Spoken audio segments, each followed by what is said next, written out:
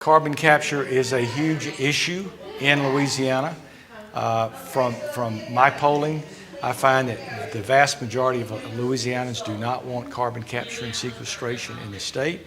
While they support traditional energy, such as oil and gas, they don't support putting a toxic substance into our ground just to meet some sort of requirements that are over in Europe when it comes to becoming a carbonless atmosphere, which is really what the final goal of all of this is. And I think that the people of Louisiana are very much opposed to this idea because it can separate you as a citizen from your property rights. And so we have to end eminent domain for this purpose. I'm opposed to carbon capture and sequestration. Does everyone here know what I know a lot of people don't. Carbon capture and sequestration, do y'all know? Well, let me explain it to you. We all know that there's been this concern that the release of carbon dioxide from manufacturing or processing oil and gas and all that, and certainly combustion engines, anything with a fire, releases carbon dioxide into the atmosphere. There are those who say that that is causing our globe to warm, that the earth is warming because of that, and there would someday be a disaster. However, there are many other scientists who say, no, that's not the case, that excess CO2 will actually be absorbed by plants and trees and so forth, because we all know they inhale carbon dioxide and we exhale carbon dioxide. We inhale oxygen and they exhale oxygen.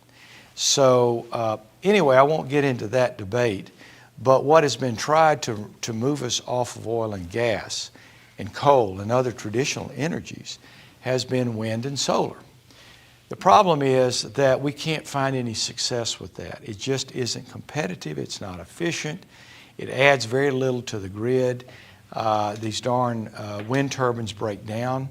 They're expensive to maintain. The solar panels, they don't work at night and they don't work when it's cloudy. And so, and you gotta have batteries and they break down. And so none of those have been satisfactory alternative forms of energy to avoid CO2 release. So somebody came up with another idea, and that is to capture the carbon in processing, carbon dioxide in processing, and then pipeline it to a location, drill a deep hole, which would be Louisiana, and stuff it down there and cap it. Now, it doesn't go into a pot. It becomes a plume. It spreads for miles around. And so what could happen, the first one hasn't been drilled yet. This is very new. But what could happen is you could actually be living right on top of that plume of carbon dioxide. And there are potential problems with it. Number one, it's a toxic gas. It can kill you. Also, if it mixes with water, it creates carbonic acid, which will leach lead and other heavy metals into the water, which then taints it. You can't drink it. The other thing is you cannot drill through that plume, so if you have mineral rights, those mineral rights go away because you can't access those minerals anymore.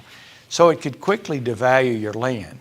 But what most people are upset about carbon capture and sequestration, which was brought into law in Louisiana beginning in 2020 with some subsequent legislation, is that these private companies, both foreign and domestic, can expropriate or otherwise through eminent domain take control and use of your land without your permission for profiteering.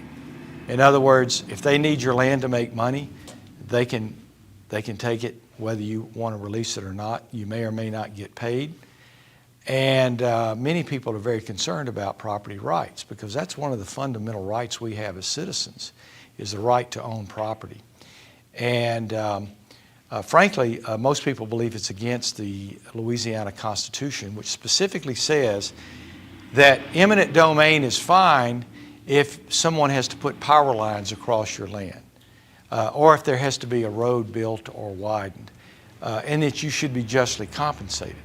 But if it's merely to make money for another private company, a profiteering motive, if you will, that's not for the good of the people, right? And that's the definition of eminent domain is for the good of the whole, and in this case, it's for the good of the people who make money at this. Now, there is no marketplace for this. No one purchases it. It's your tax money, federal tax money. It's in the form of 45Q tax credits. It's an IRS code. So it means that billions of dollars, hundreds of billions of dollars have been set aside, and these oil and gas companies want to get in on that money. They want to get that tax money. But in the process of doing that, they want to put this in the ground. And frankly, I'm just totally opposed to it. I think it's a bad idea. I think it's totally unnecessary. And I think it directly violates your rights as property owners.